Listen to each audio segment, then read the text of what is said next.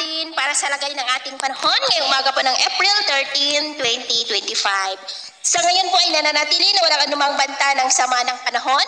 Sa loob at labas ng ating area of responsibility, easterlies pa rin o yung mainit na hangin na mula sa Pacific Ocean ang umiihip po ngayon dito sa ating bansa. May daloy po ng northeasterly surface wind flow, pero dyan lamang po sa may bandang taas. At sa ating long range forecast, consistent pa rin na walang bagyo na namamataan na tatawid po sa ating kalupaan for the next 2 weeks. At sa lagay ng ating panahon, ngayong madaling araw po ay maayos ang panahon sa malaking bahagi ng ating bansa, pero may chance pa rin ng mga isolated rains sa ilang bahagi ng Lobo, Marinduque, Oriental Mindoro, Northern Palawan, Romblon, ilang bahagi ng Dinagat Island, Bati, Davao del Sur, Calamansig, Maitum, Kiamba, at Maasin. At mamaya ay sisikat ang araw sa malaking bahagi ng ating bansa, pero may chance pa rin ng cloudy skies with isolated rain sa ilang bahagi ng Silangan ng Cagayan, Rojas, Nagilian, Alicia, Santiago, Pangasinan, Infanta, Mindoro Provinces, Northern Palawan, Dumaguete, Siquijor, Boga, Abuyog, Dulag, Dinagat Island, Siargao, Surigao del Sur, Davao Oriental,